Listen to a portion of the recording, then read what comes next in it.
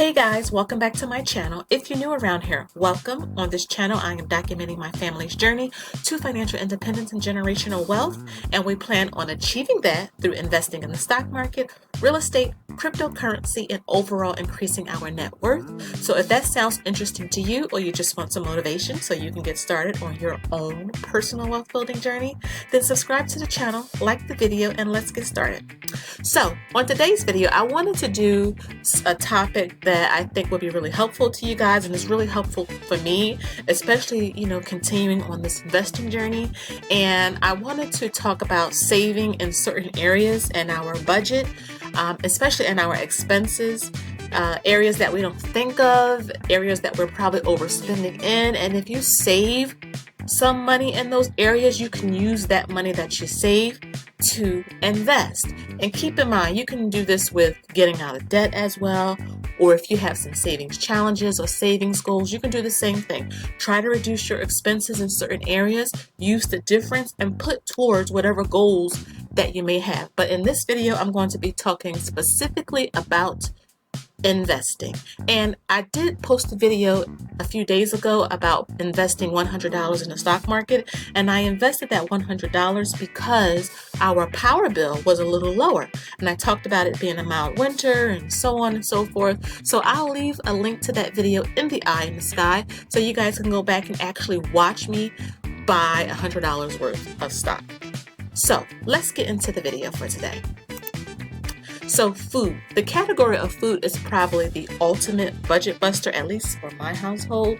And I did break this food down to, 5 different areas, because this is where I can slip up at, and I need to kind of have it all laid out so that I can really keep on top of this. I could tell you that food is the one where I struggle the most. Even those who are on this journey, there are some things that you still struggle with. And you know what? It's about being open and honest, because I don't believe you can overcome if you aren't open and honest with yourself. And some things you struggle with still. And food is that for me. So you see groceries here. Now, if I go to the market, just like say, I'm just going to go to the market, I always overspend. I have my little shopping cart just rolling up and down the aisles, putting anything I see in the cart. Don't have a meal plan, don't have nothing. So what I try to do to avoid that is make a list. Making a list is very important. I don't know if you guys get the little circulars in the mail, or nowadays you can go online and look at the circulars, which is awesome. Just type in your supermarket into Google. It'll come up and you'll see something like a weekly ad. Click on the weekly ad and you can see all the sales and everything that's going on for the week.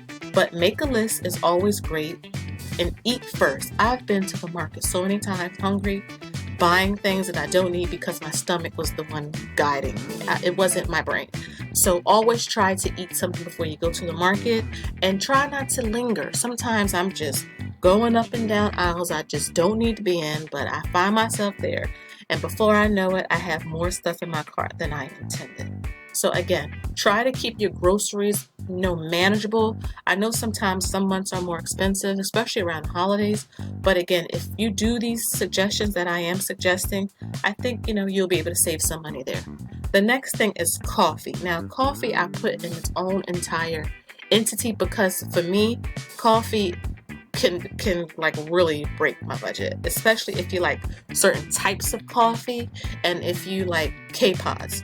So I love K-Pods, and you head to Dunkin' Donuts here and there, Starbucks here and there. That stuff add up. And if you want the tallest coffee that they have, and all this other stuff added into it, it's going to cost more. So one thing that I do is try to make it at home.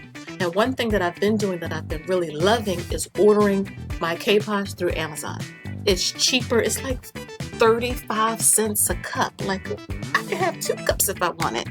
You can also, and this is something that I use it as a reward. If I, achieved a certain milestone, if I paid this much off in debt, if I'm successful in this area, it's okay to treat yourself to a cup of coffee, because it's always good to acknowledge the wins that you're making on this journey. The next thing is to earn or use gift cards. I love using Ibotta. I love using Swagbucks. different things like that. Use some of the reward points that you may earn if you have a credit card. If you're using the credit card responsibly now and paying it off. But if you earn rewards or points, you can redeem those for a Dunkin' Donuts gift card or a Starbucks gift card. And you can use that as, your coffee money. And that's what I do. I'll treat myself to a $20 Dunkin' Donuts gift card that I earned through points or filling out surveys. And once that $20 is gone, it's gone.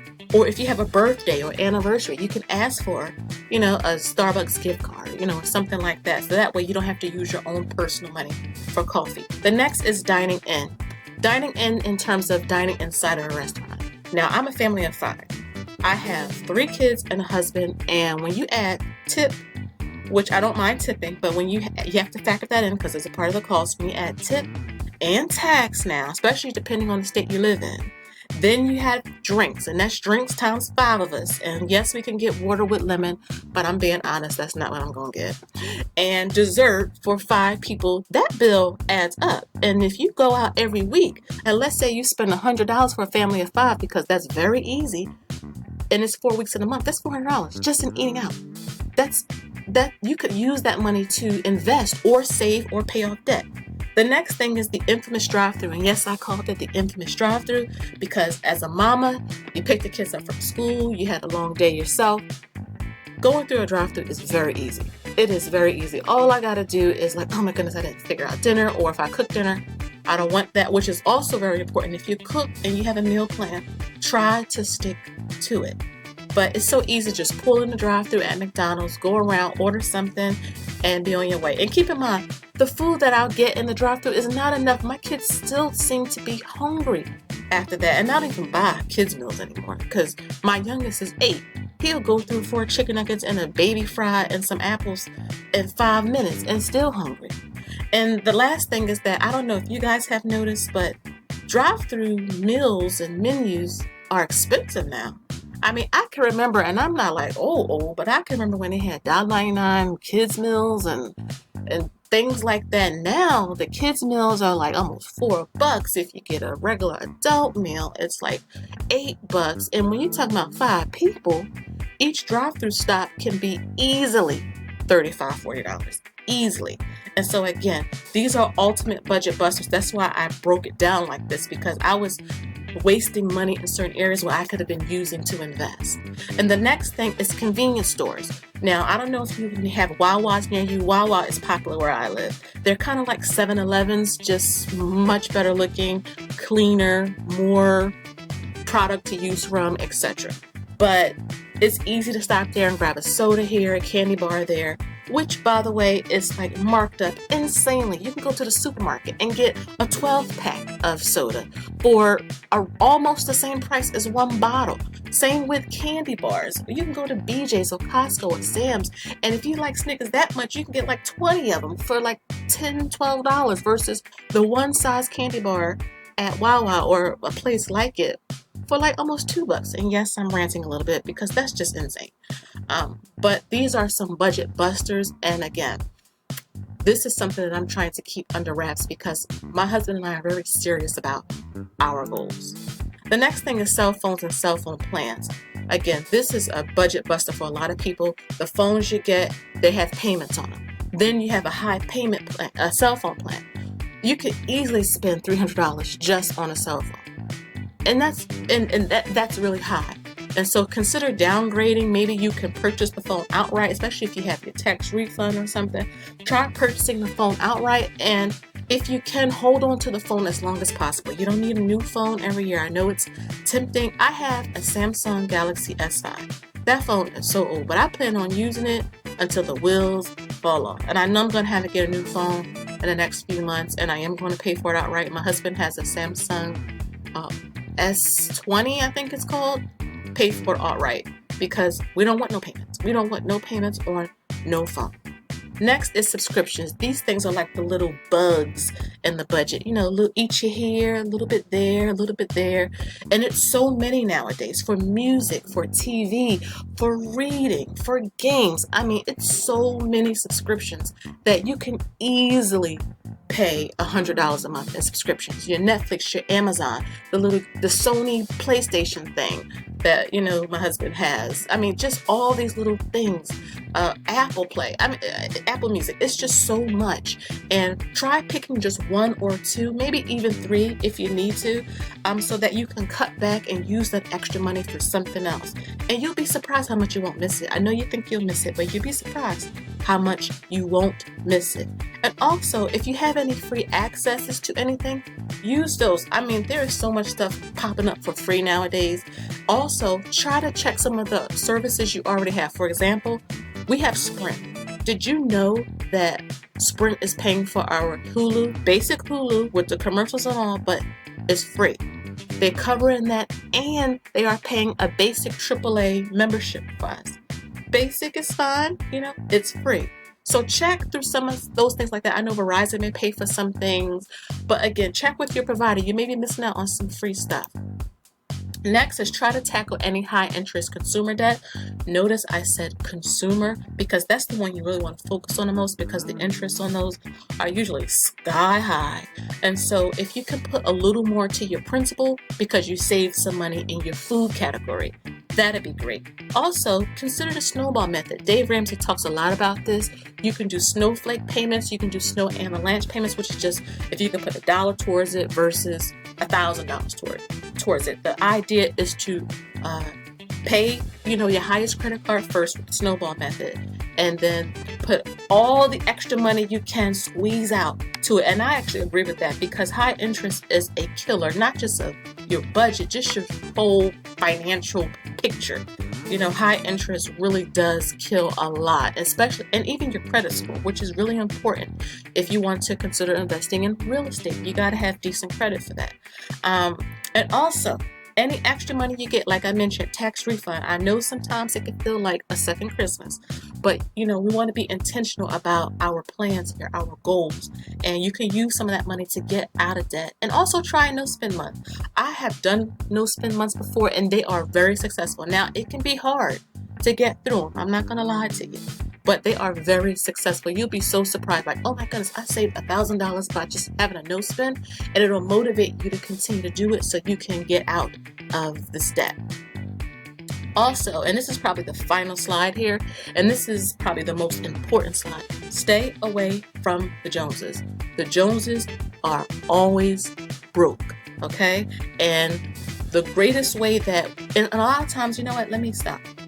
Many times we are influenced by the Joneses, and we aren't aware of it. It's not like in the front of our subconscious, especially on social media. You'll see pictures of people going here or doing that. You'll see, even in the budget community, a whole lot of people doing this, or in the investing community, a whole lot of people doing this, and you're not getting the full picture.